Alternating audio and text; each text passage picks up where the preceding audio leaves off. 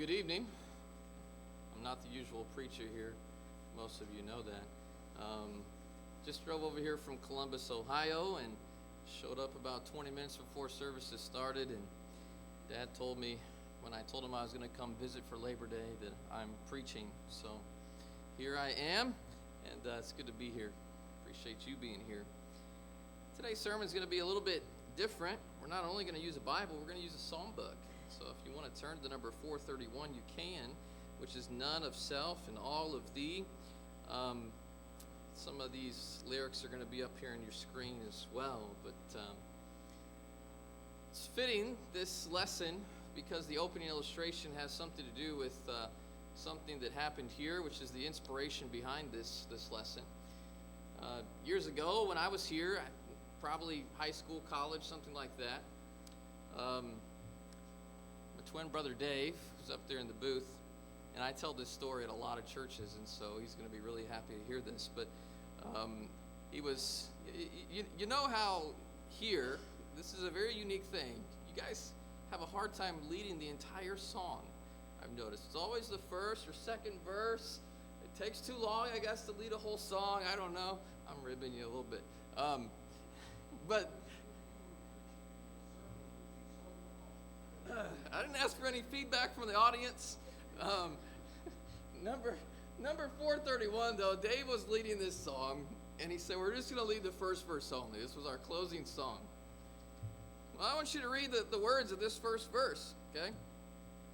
Oh, the bitter pain and sorrow that a time could ever be when I proudly said to Jesus, all of self and none of thee.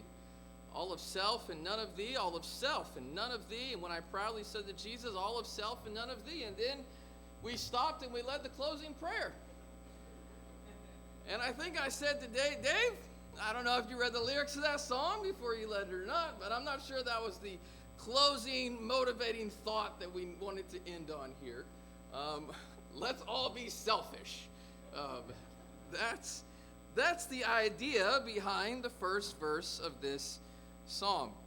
And there are some songs you need to lead all four verses, all right? And this is one of them. But one of my favorite songs is this one. Because I think if you really, as you grow in your faith and think about your faith, I think you can find yourself in almost every verse of this song at some point in your life. Each verse represents a different stage in the author's spiritual life, and it represents the various places that probably those of you in this audience are in your relationship with God. And so today I want to take a few moments to consider each verse and its implications. Hopefully by the time we leave here, you're not someone who can say, I'm a first verse Christian. Hopefully by the time we leave here, we'll understand that we need to be fourth verse Christians, if we're Christians at all. And so with each verse, I just want to ask you this question: which verse are you? Which verse are you? Look at all four of these verses and ask yourself, which verse are you? Which one represents your spiritual walk right now? So let's take a look at that first verse for a moment here, and let's just read through it. In fact, let's go ahead and just sing it. There's nothing wrong with that. There's no music up here, but I think most of you know the tune. Oh, the bitter pain and sorrow that a time could ever be when I proudly said to Jesus, all of self and none of thee. All of self and none of thee. All of self and none of thee. When I proudly said to Jesus, all of self and none of thee. Is this your mindset when it comes to your walk in your life and your faith? Are you too consumed with your own impulses, your own wants, your own desires, to be concerned with God? I'll tell you, as you look around at our culture today, this may well be the philosophy of our day. Just do what makes you happy. You hear people say that all the time, right? Today, as we finished up our morning worship in Columbus, Ohio, and went home to let the dog out for a minute, eat a quick lunch, I told the kids I want to take a quick 10-minute nap, and Zoe said to me, "Dad, you be you." And she said that because she knows I don't like that phrase, I think, "you be you," because there is a sense in which, if we're Christians, I'm not doing just what makes me happy. I need to do what makes the Lord happy. And yet for a lot of people, it's you be you. I'm going to be me. I'm going to do what makes me happy. It's all about me. And I want to tell you, if you're a Christian, it's not all about you.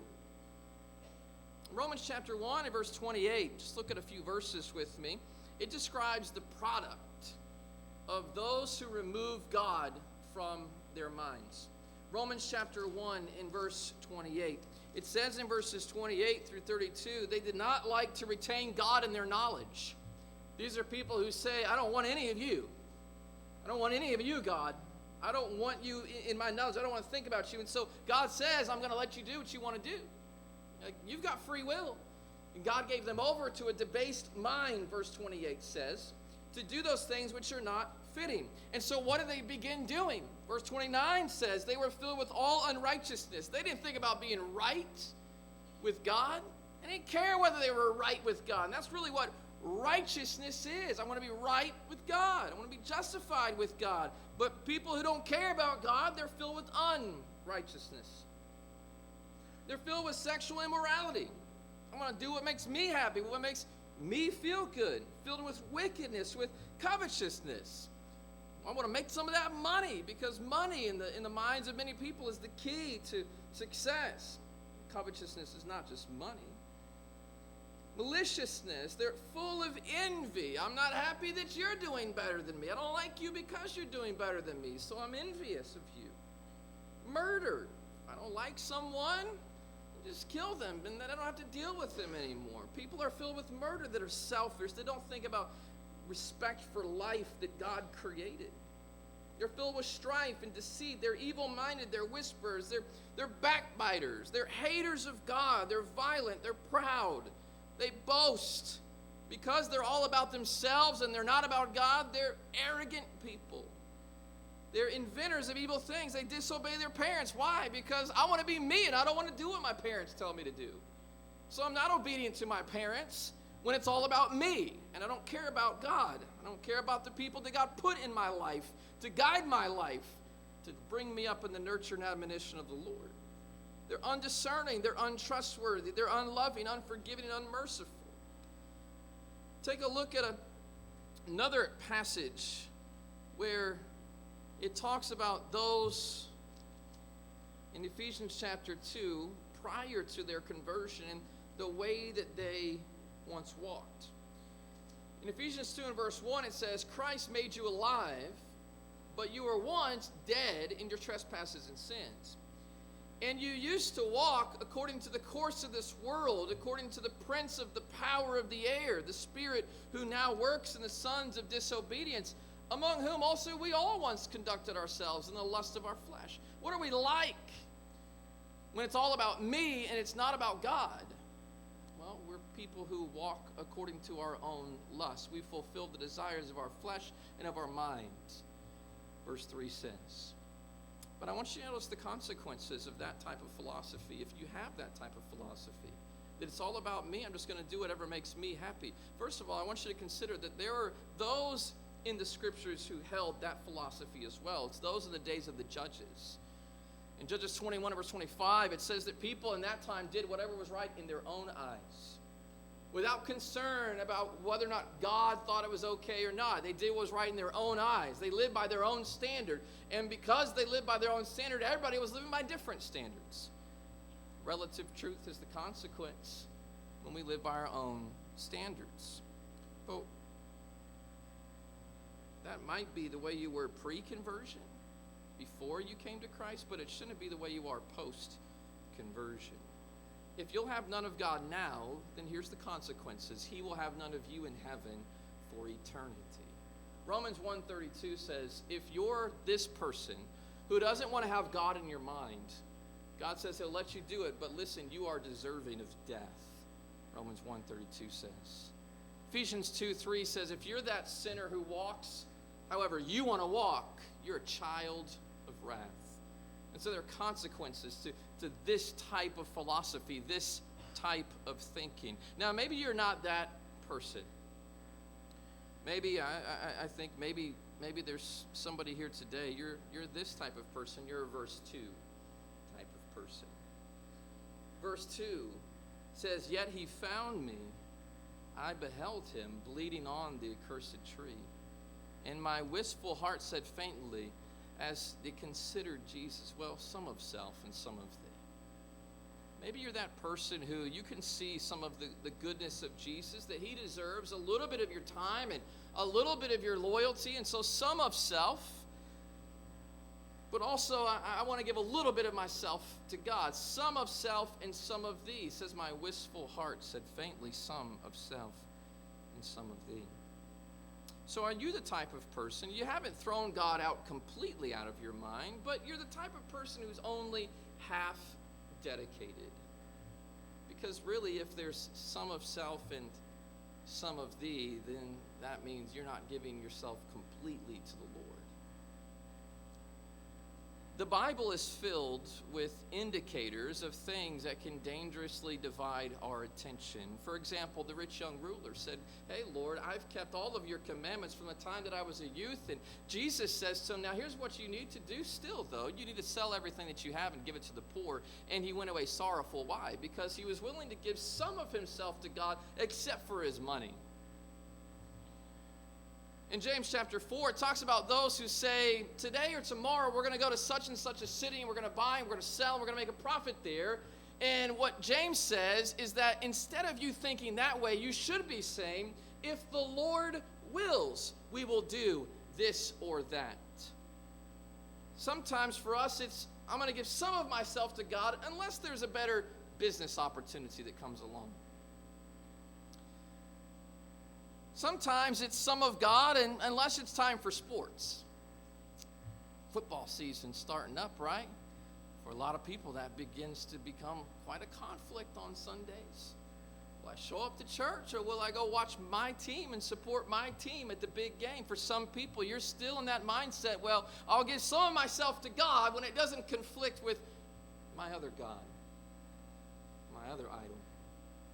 Some of God, unless it's time for sports. You know, in John chapter 21, after Jesus has died, he's been resurrected from the dead, he shows up to a lake, and he finds there Peter and some of his disciples fishing. These were the people who were supposed to be taking the message of the risen Jesus Christ to the rest of the world, and he walks up and he's kind of asked the question, do you even love me? What are you doing here?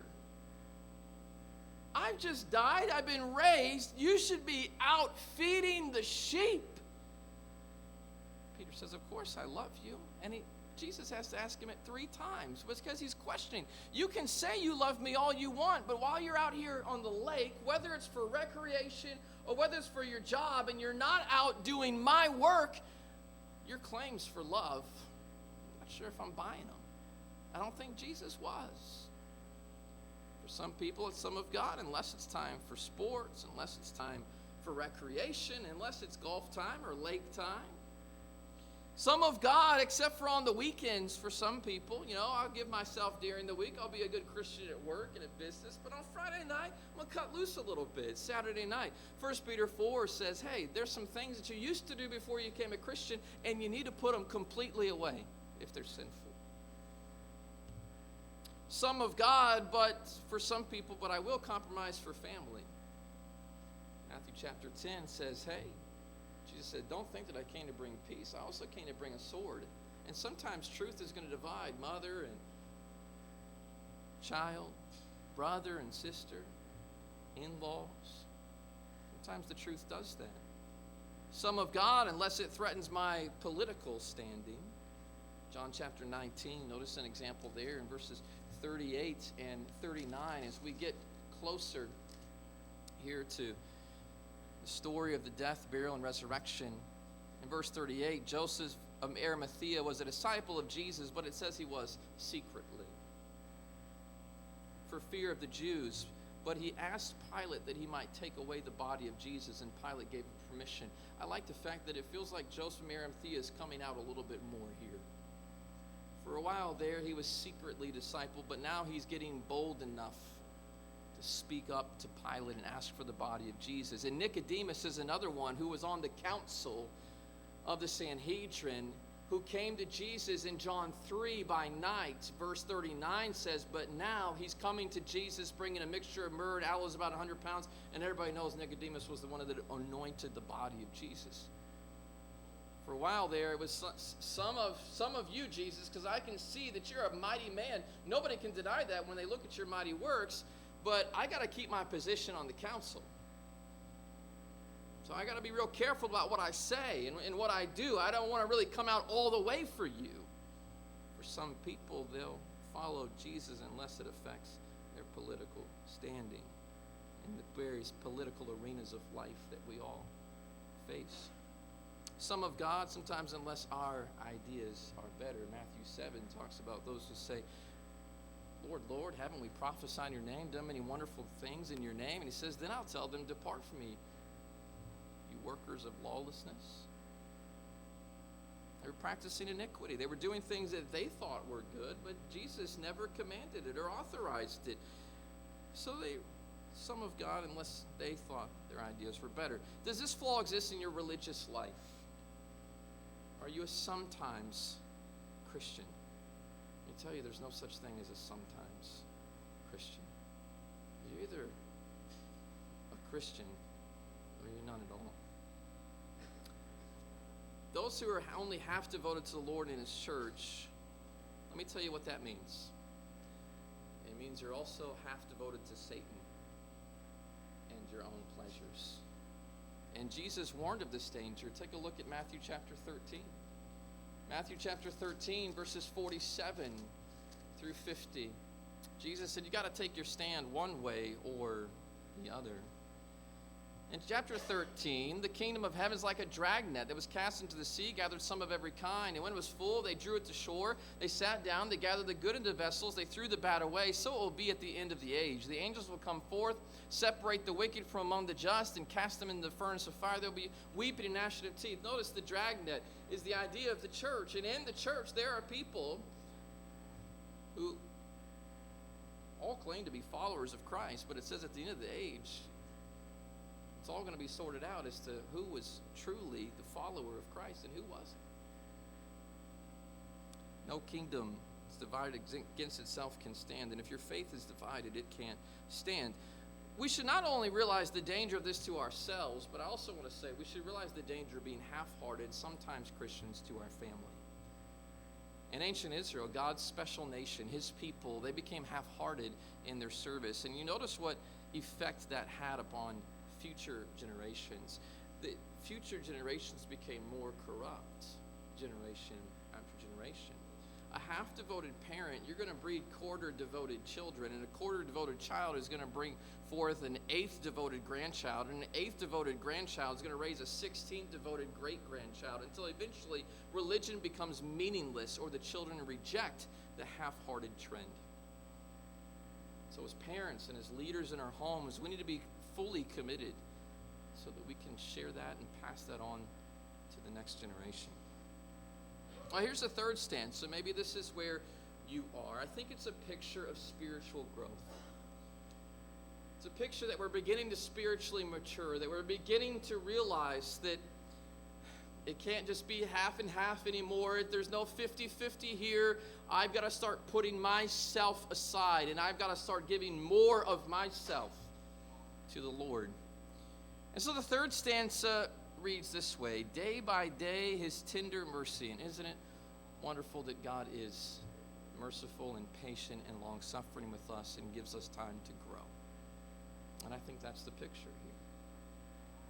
We go from not wanting any of the Lord at all to realizing that there is some goodness here in Christ and in his church, to hopefully getting to where I want more and more until I want all of Christ. But day by day, he brought me lower. The idea is that you become humbled to where I can get to, where I can say less of self and more of thee, less of self and more of thee, less of self and more of thee. Christ brought me lower while I whispered less of self and more of thee. As we mature in our faith, we should begin to understand the principle of spiritual growth. In the scripture, principles like this are stated. For example, in Hebrews chapter 12. The book of Hebrews is written to people who are struggling with their faith. They're being told, don't go back to your old faith. Jesus Christ is better. His promises are established on a better covenant. He's a better high priest. He's a better king. His sacrifice is a better sacrifice. Don't go back. And yet there's a temptation sometimes to compromise and go back and do the things that we once did. And so Hebrews 12 says this. It says, we also, since we are surrounded by so great a cloud of witnesses, let us lay aside every weight. Now he's speaking to believers, but he's speaking to believers while with the understanding that there are weights that are holding them back. He says, let's lay it aside. And the sin which so easily ensnares us, let us run with endurance the race that is set before us, looking unto Jesus, the author and the finisher of our faith. Quit letting those little stumbling blocks catch you. Quit letting that sin ensnare you. He says you need to start growing in your faith, moving past those things that keep causing you to fall. That's part of spiritual growth. In 1 Peter 2 and verse 1, it says, laying aside all malice.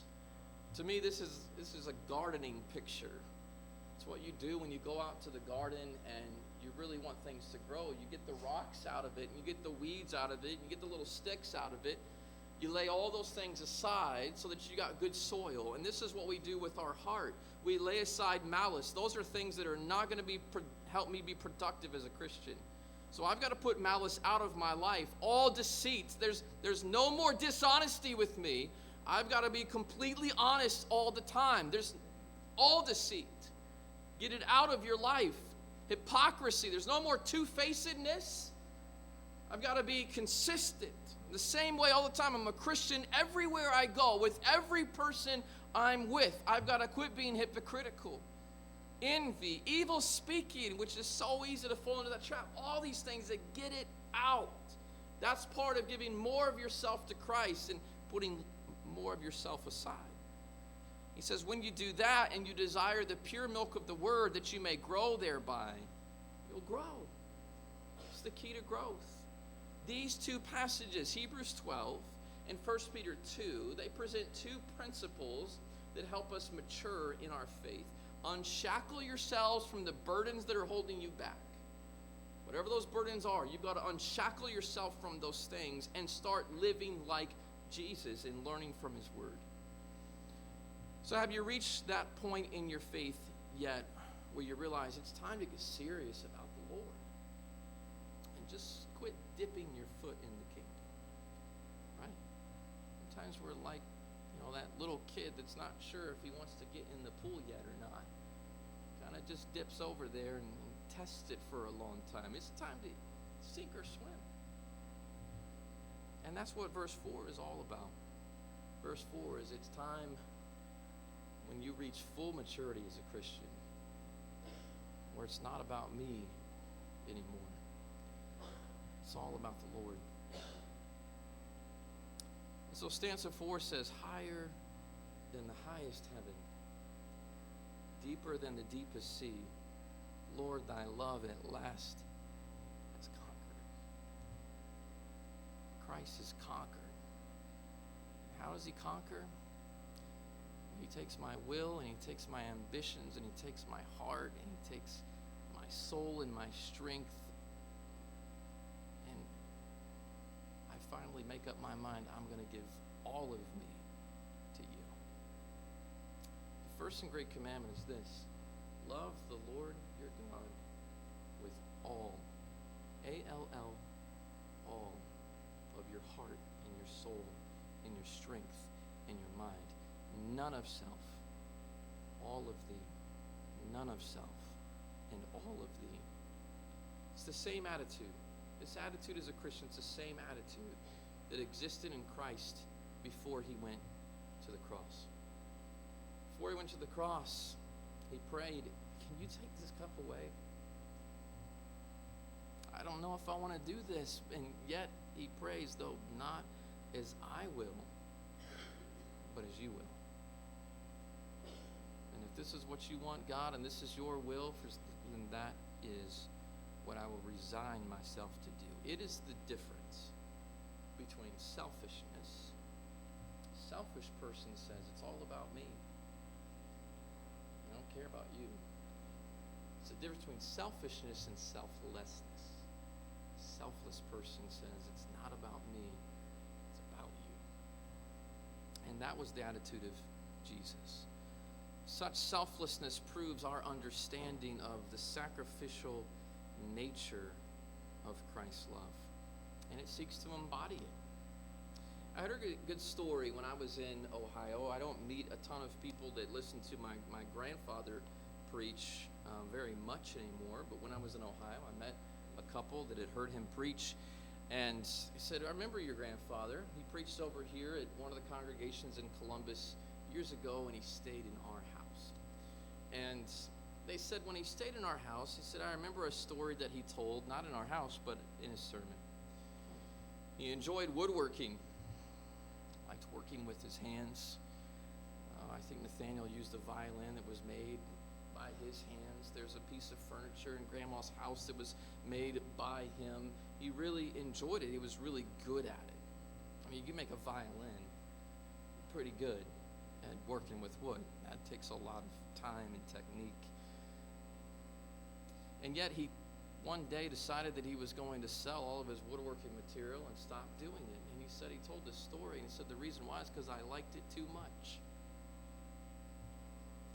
And it was beginning to become a passion of mine that was going to start interfering with my work in the kingdom. So I quit doing it.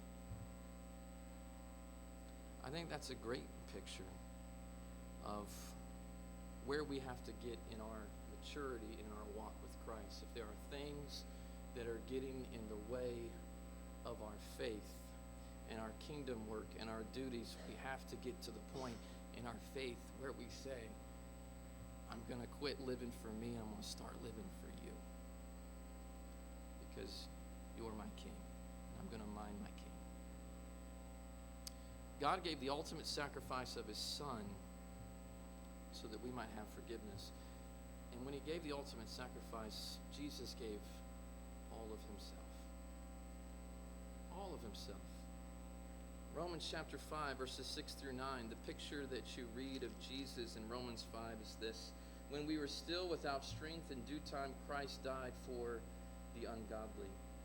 For scarcely for a righteous man will one die. Perhaps for a good man, someone would dare to die.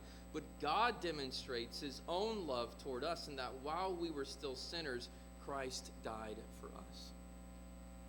Christ gave his everything. God gave his son to give his everything for us sinners. Verse 9 says, much more than having now been justified by his blood, we shall be saved from wrath through him. The sacrifices that we make may be just as difficult as Christ's voluntary sacrifice for a bunch of vile sinners. God gave his son for sinners, and yet do you realize that we're told, love your enemies? Love sinners. People who hate you or vile towards you. Love your enemies. It's difficult to love your enemies. If you're going to love your enemies, then it's got to be none of self, but all of God. Because I'll tell you, there's always going to be a part of yourself that wants to do something back to people who have hurt you. You've got to completely resign yourself to obedience to Jesus Christ if you're going to do what Jesus calls you to do in loving your enemies. You've got to give all of yourself to overcome moral temptation. There's some things that you're going to really want to do in life, and different people are tempted different ways. But if you're going to truly give all of yourself, all of your purity, all of your holiness to God, then you're going to have to resign yourself that it's all about you, God. It's not about me. It's going to be difficult to be consistent in an immoral workplace, with an unbelieving family, in a secular world. It's difficult to balance your church duties. There are times when just being here to attend, you've got to make your mind up that it's not about me, it's about you, God, and you want me to be here to provoke and stir up one another to love and good works. And if you've made up your mind that it's not about me and it's all about you, then you'll be here all the time, whenever you can be here. Giving is often a none of self, but all of the act. Helping the sick, when these people are not always very happy and not always very pleasant to be around. Helping the weak, helping the widows, all of these things. It takes the attitude, none of self, but all of the, if you're going to do those things that are part of pure and undefiled religion. But Hebrews 13:16 says this about us: with such sacrifices, God is well pleased. God was pleased when his son sacrificed himself for us, and God is pleased when he sees us sacrificing ourselves for others. If we pick up the cross, friends, let me tell you, the main lesson of tonight is this: then you can't put it back down whenever it suits you. Jesus says in Matthew chapter 16 and verse 24. Matthew chapter 16 and verse 24. He said in verse 24, if you desire to come after me, and everybody here, I'd like to think you're all here because you desire to follow Jesus, but Jesus is very serious about the type of commitment he wants from you. If you desire to come after me, then you need to deny yourself. Take up your cross. Follow me. None of self and all of thee. Oh, which verse are you tonight? Which verse are you? That's the question for you. That's the question that I leave with you. Which stanza of this song describes your mindset and your spiritual life the best?